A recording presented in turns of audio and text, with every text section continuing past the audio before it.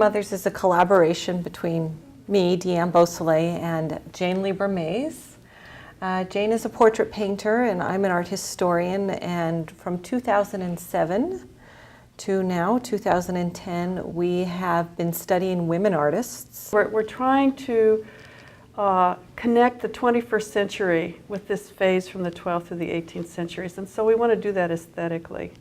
The point of the whole project is for us to learn more about these women artists and also to learn what we can learn from them. How did they balance motherhood? How did they balance their homes and pursuing a career during a time when it was not really acceptable for a woman to pursue the kind of careers that they were pursuing? We both teach at a community college, Chemeketa Community College, and our students, like all students and everyone, have very complex lives. And one of the reasons we wanted to do this was to bring these women's stories out of history and make them sort of inspirational to our students and other people.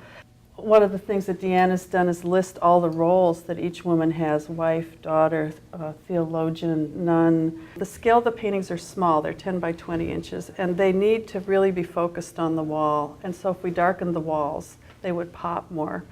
In Europe, they tend to have dark gallery walls. And we thought the color would sort of reach back into history, but we'd keep the clean lines of the gallery.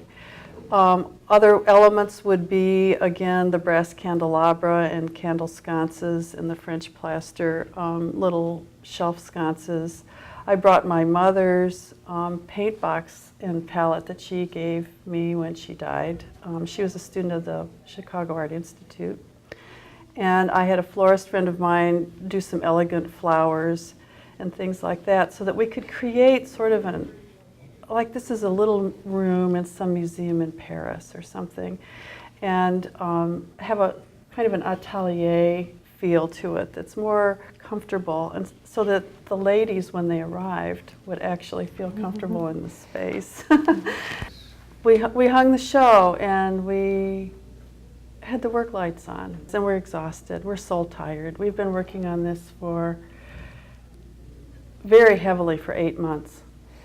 7 days a week for me, usually. And then Kay Bunnenberg Beamer, who is our design teacher and also in charge of the gallery, got on the ladder and started putting what we call the sexy lights on, the spots and the floods, and with the brass candlesticks and the candles, which many of these women worked by candlelight. There were not electric light bulbs.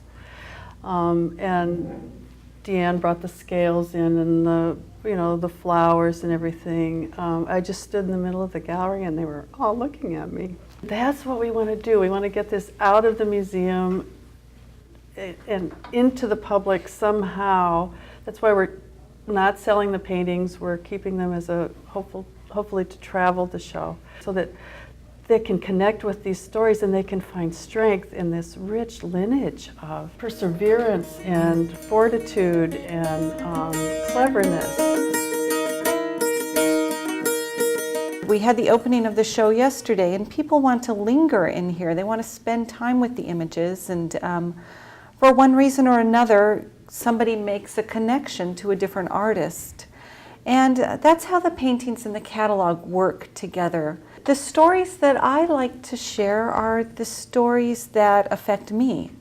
And I think that's probably pretty true of anybody else who comes to the show. They're interested in the stories that they can relate to.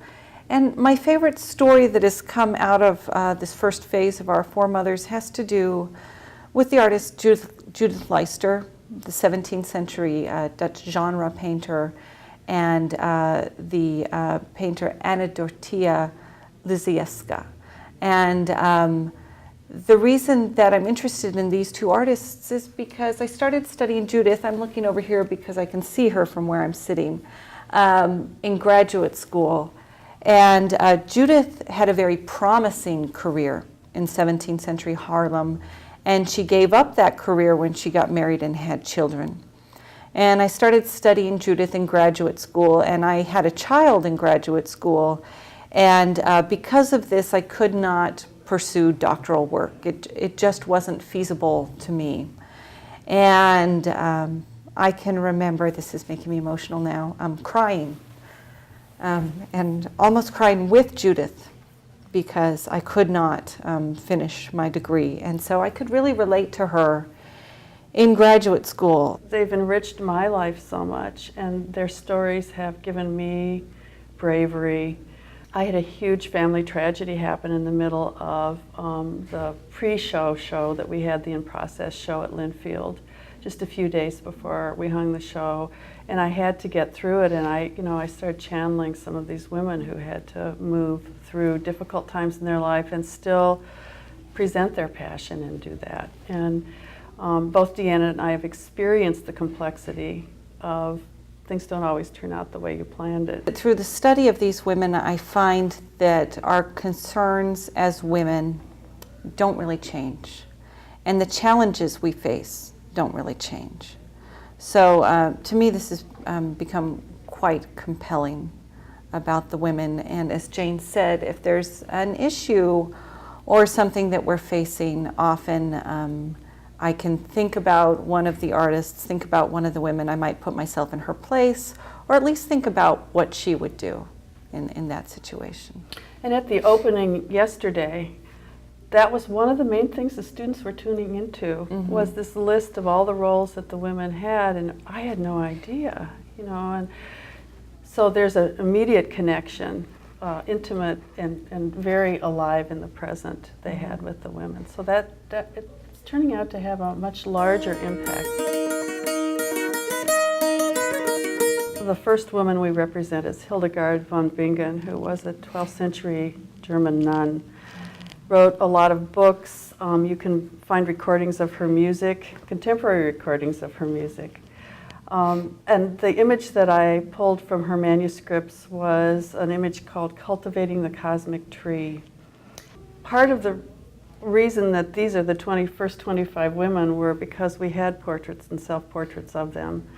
Some of them are multiples. We have multiples like Sofonisba Anguissola, who we're sitting below. Has many self-portraits. She used them to advertise her skills and her ability to paint different kinds of fabric and so on. Also, so that people would know what she looked like. This is back in the Renaissance. So what I wanted to do was not try and copy the work, but I am a professional portrait painter, and I wanted to use my portrait skills. And so I used sort of just black and white images that were taken, and I would composite paintings. The painting of Artemisia Gentileschi, there's a wonderful self-portrait as a flute or a lute player, and she paints herself as a blonde, blue-eyed woman, but she has this very intense stare. And then there's several self-portraits where she has her Italian dark hair and eyes and so on. So I used those for color. And then there is an etching and a coin that was actually minted in her honor that shows her with short curly hair. Sort of a nice wavy thing kind of coming down and chin length. And I thought, wow, this will look very contemporary to our students. So I composited the image from all of those sources. And so I use a studio workbook and work from a lot of images, make a grisaille, one color dry brush painting on the white canvas first. And then I start doing color washes, and I start to set the image down in this case because I did go through school without an ancestry. And when I discovered this incredible lineage of women, it was just remarkable how supported I felt. And so I feel very emotionally attached to all of them. And I wanted my paintings to come through to carry that emotion and really engage the viewer. And so I used color for emotional reasons. And so some of them kind of move away from the original paintings. Marianne's portrait, we call her the bug lady because there's spiders in her painting. I noticed I was looking back at the original source for that, and I darkened the eyebrows. And I think it had something to do with trying to make eye contact, make some intense engagement with the viewer. There's also the intense engagement with her, though, of study. And I think the darkened eyebrows and the gaze also attaches that engagement of study with her. One very interesting experience I had finding women artists, I discovered the work of Manzolini, who was a woman who was in Bologna, who was an artist scientist. And she created wax models of the human body to teach medical students. But we were looking for an image of Manzolini, and the only thing we could find was this self-portrait, and she did it in wax. But in the negative space, to her right, there are images of there's an interpretation of her movement of the eye wax piece with a little eyeball hanging out on the side there and so on. And I'm struck, though, when Jane talks about Anna from Bologna, the wax anatomist, when she talks about her dress and how the original images of her in all this finery, and she's actually dissecting a brain, that is really about the confines that these women were working in. So she was an artist, and even though she was an artist, and we know that if you're working with human anatomy and sculpture, you're not working in the cleanest of all conditions. When you present yourself as an artist with the object of your study, you still need to look like the presentable woman from the 18th century, which I think is much different than women today. And another woman that I can think of that does that is Mary Beale, who was a portrait painter in Puritan England. And part of her work was that she was a hostess. So if you were going to have your portrait painted by her, you would plan on spending the day at her home. That was part of your portrait painting experience. So not only was she trained and skilled enough to paint your portrait, you got a meal, you had some engaging conversation, and that's just another example of how these women had to work. They were really working the system. It was acceptable for her to be a hostess, so she was a hostess and a painter. with the painting of Angelica Kaufman, the portrait, there are a number of self-portraits in her body of work. And I found this one most compelling. And this painting is drawn from a painting that she made from a portrait that Joshua Reynolds made of her when she was younger. So she was in her 50s when she was looking back at herself as a younger woman. And I think that age point of view, looking back on the fire of her youth, really comes through in that intense stare and the aliveness of her face and those beautiful eyes and the way she's lit the lips and backlit, reflected light under the nose and those kinds of things. There's just it's almost like she's in the process of leaning forward and coming right off the canvas.